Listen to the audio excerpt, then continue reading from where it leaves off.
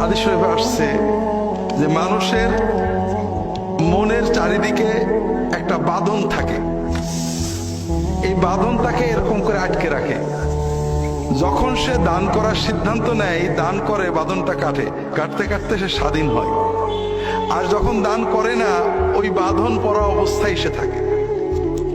অন্য হাদিসে আসছে, রাসূলুল্লাহ বলছেন প্রতিদিন সকালে আল্লাহর দুজন ফেরেশতা জমিনে আসেন।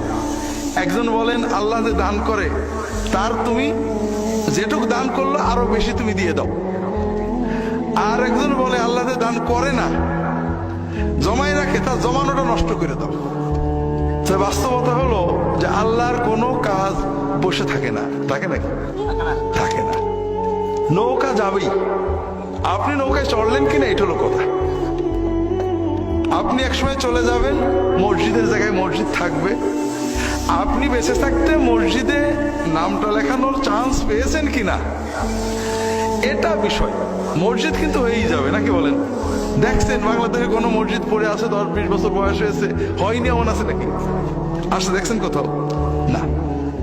কিন্তু আপনি, দুনিয়ার খাতা বড় নয়, আল্লাহর খাতায় নামটা আপনার লেখা হয়েছে কিনা যে এই মসজিদে আপনার টাকা আছে, এই সুযোগ আপনি নিতে পেরেছেন কিনা, এই সৌভাগ্য আপনি অর্জন করতে পেরেছেন কিনা, এটাই হলো বিষয়।